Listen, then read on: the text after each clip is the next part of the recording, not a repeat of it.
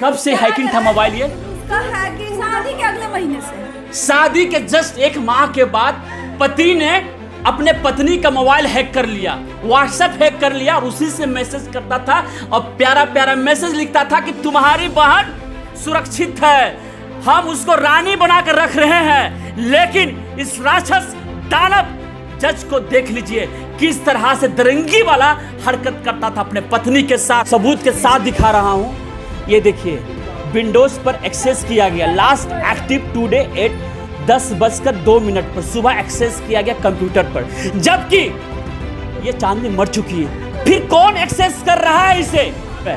सभी का मैसेज आया हुआ है, लेकिन इस प्रतीक जो जज है इसका एक भी मैसेज नहीं है। संभव है क्या? ये कैसे डिलीट हो सकता है? लड़की मर रही है, वो अपने व्हाट्सएप से मैसेज डिलीट करेगी? ये चांदनी का अस्थि है।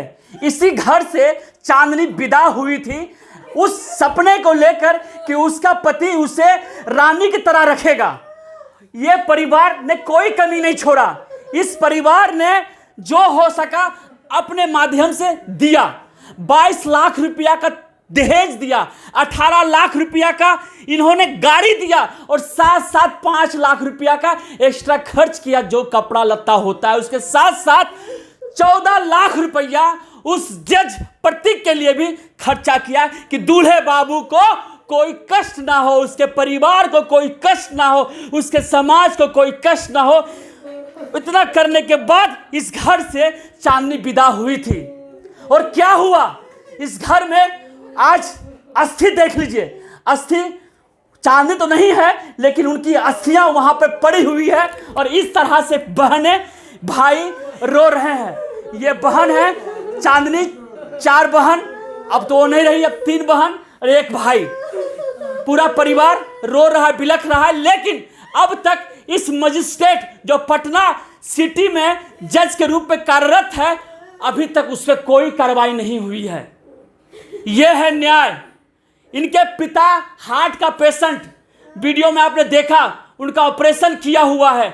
अगर उनको थोड़ा सा भी कुछ हो जाएगा ना, सदमा लग जाएगा ना, इनका पूरा परिवार बर्बाद हो जाएगा।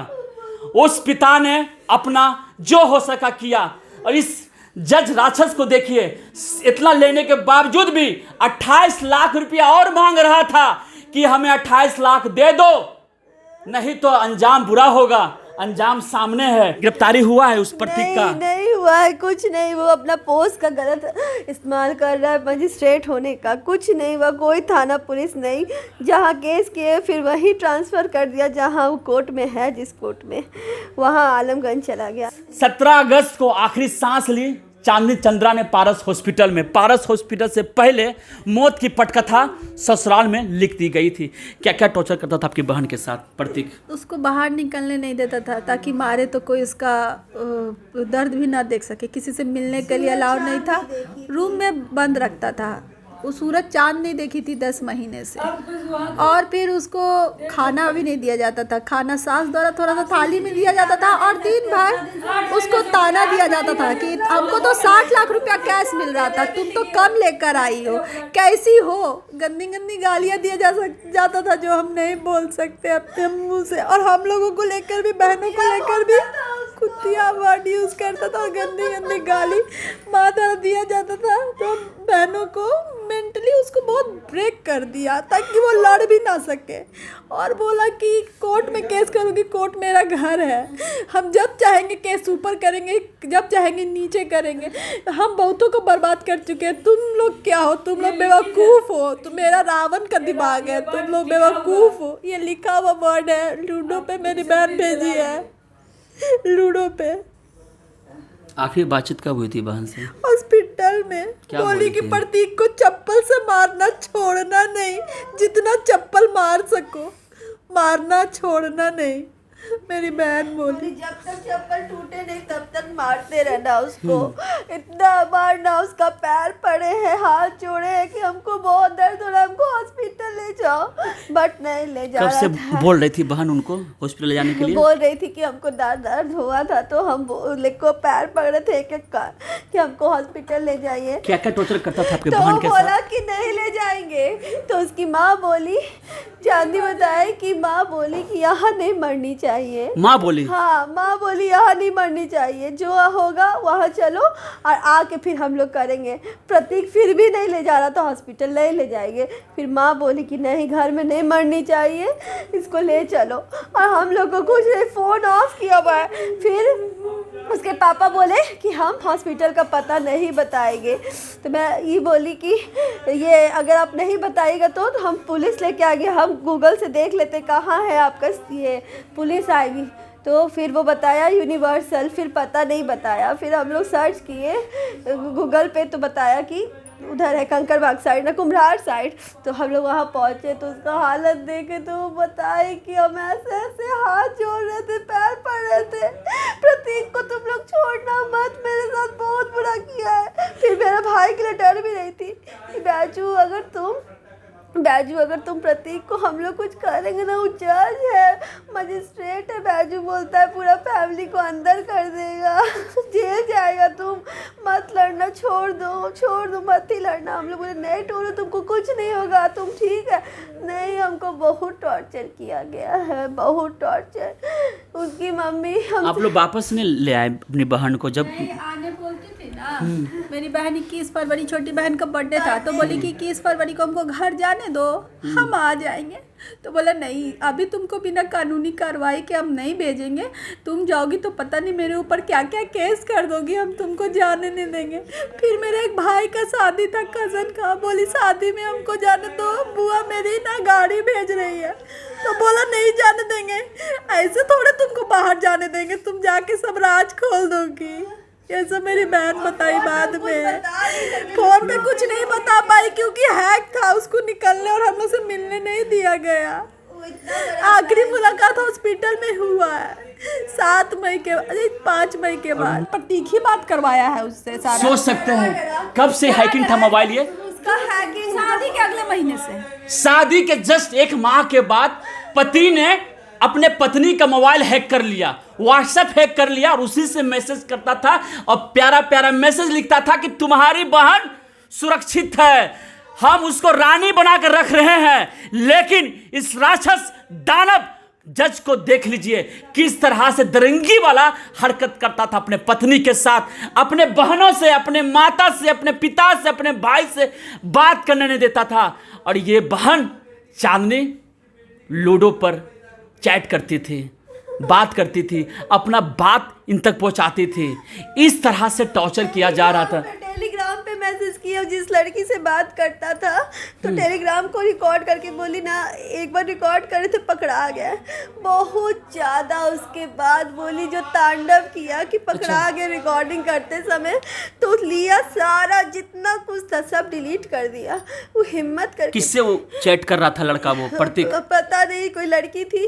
बोला अभी जब बोलोगी जब आ जाएंगे, अभी बोलोगी अभी आ जाएंगे। ये रिकॉर्ड करके वहीं पे अरे पत्नी के साथ एक्स्ट्रा मटेरियल अफेयर, हाँ। और ये ना और ये चीज उसे पच नहीं रहा था। नहीं, और वो रख के फोन रखती थी और सारा हम लोग को टेलीग्राम के थ्रू भेजती थी। तो उसमें देखते थे वो ही पूरा हंस हंस के किसी लड़की से बात कर रहा है, और चांदनी वहीं पे फोन रख देती थी कि सुन लो कि किसी और से बात कर रहा है। बोलता था तुम अभी रात में बुलाओगी अभी आ जाएंगे, कब बोलोगी जब बोलोगी तब आ जाएंगे। और ये सब रिकॉर्डिंग भेजी है, 2-2 घंटे का रिकॉर्डिंग भी भेजी है। फ़ोन को ऑन करके छोड़ देती थी।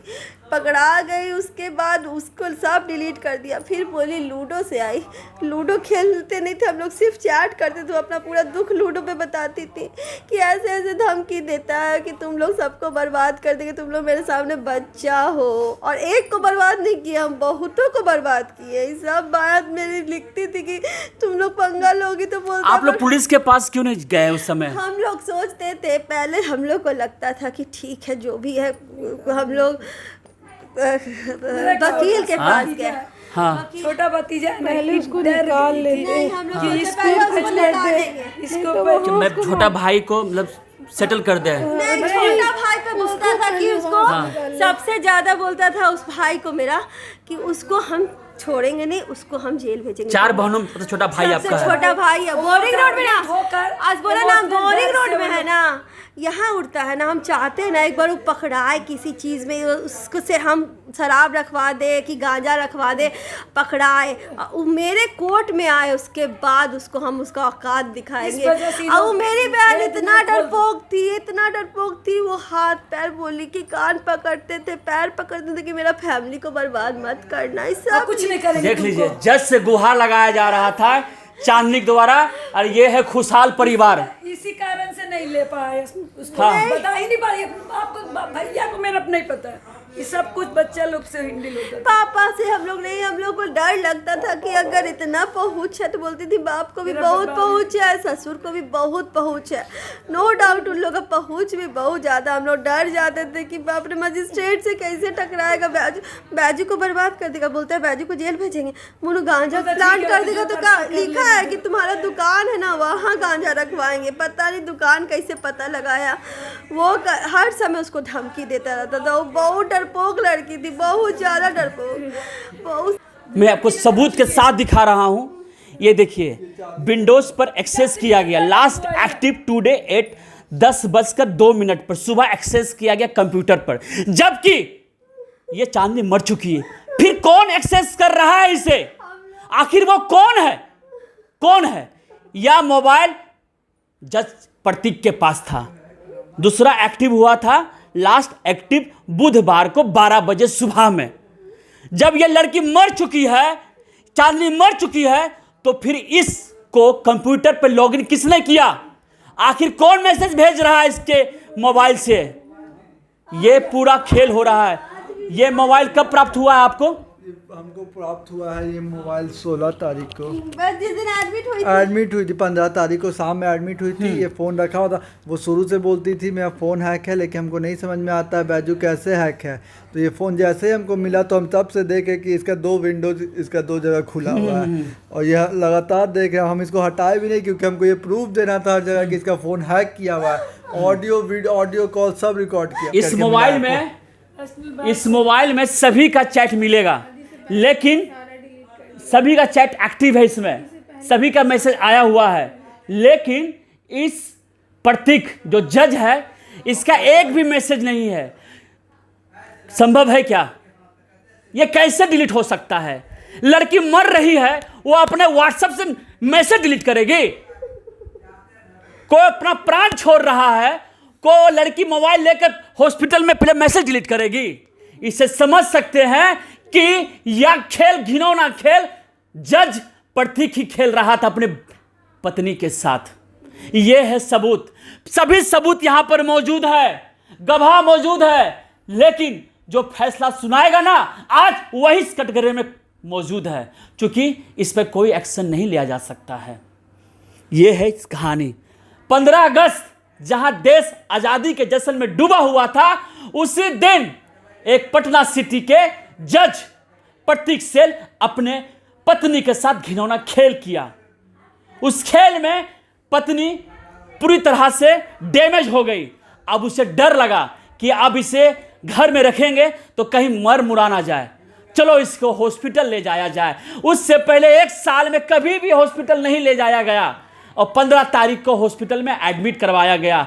तब जाके ये भंडा फूटा, आखिर क्या क्या हो रहा था चांदनी के साथ। आज तक उन्होंने एक भी फोन रिचार्ज नहीं, मई में शादी हुआ है, आज तक उन्होंने उस पर 1 रुपया खर्च नहीं। उसका हर महीने का मेरा UPI का पेमेंट है, हमेशा फ़ोन भी रिचार्ज मैं ही कराता था। उसका रिचार्ज खत्म होता तो वो फ़ोन करती थी मुझे, बैजू रिचार्ज खत्म हो गया, रिचार्ज कर दो। प्रतीक से उसका एक फ़ोन, उसका 1 रुपया खर्चा नहीं उठाता। फ़ोन रिचार्ज उसका हर महीने का मैं नहीं कराया हूँ, और उसका हर महीने का फ़ोन का UPI का पेमेंट का रिकॉर्ड है मेरे पास। उस 15 अगस्त को एडमिट करवाया गया यूनिवर्सल हॉस्पिटल में। किसी तरह से ये परिवार पागलों की तरह पटना शहर में खोजता रहा उस हॉस्पिटल का पता, क्योंकि इन लोगों को पता नहीं था कि यूनिवर्सल हॉस्पिटल है कहाँ।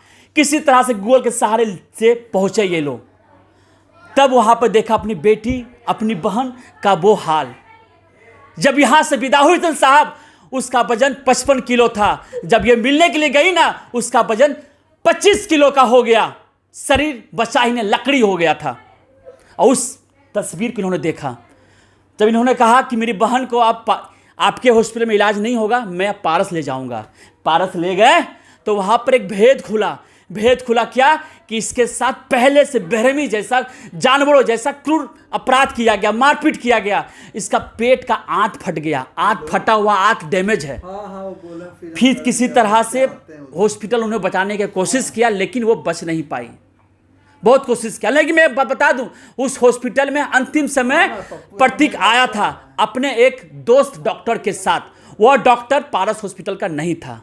आखिर हॉस्पिटल में क्या हुआ, यह सब जांच का विषय है। लेकिन पारस हॉस्पिटल में 17 तारीख को अंतिम सांस ली चांदनी ने, और जाते जाते कह गई सभी बहनों, अपने भाई, अपने पिता को कि उस प्रतीक को, जज को चप्पल से जरूर मारना। इसको इतना चप्पल मारना कि इसको एहसास हो जाए कि बेटी के प्रति जो क्रूर व्यवहार करता है उसका अंजाम क्या होता है। चांदनी इस दुनिया में नहीं है, लेकिन उनकी आत्मा यहाँ भटक रही है। बस वही सोच रही है कि तुम लोग सब मिलकर न्याय दिलवाओ हमें, क्योंकि मैं तो जीते जी न्याय नहीं ले पाई, क्योंकि न्याय देने वाला ही भक्षक था।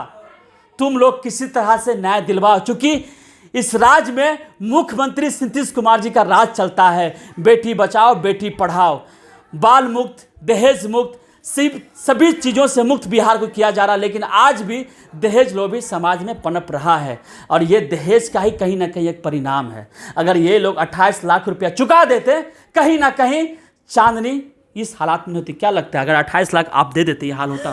फिर मांगा जाता, हम कहाँ से देते हैं? फिर मांगा जाता।